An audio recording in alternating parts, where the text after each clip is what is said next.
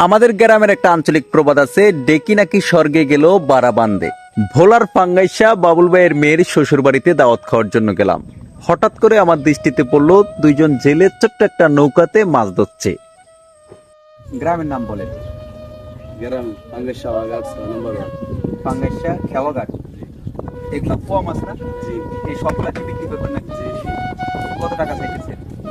এই কত 500 200 টাকা হইব না পাইকারি? না মাছ কি নিবেন আপনারা? মাছ কি নিবেন মামা? কত মা 550 টাকা দিবেন।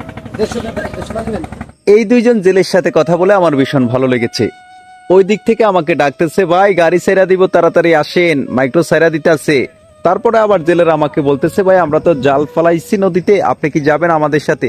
বললাম চলেন। তাদের সাথে আস্তে আস্তে আমি নদীর মাঝখানে চলে গেলাম।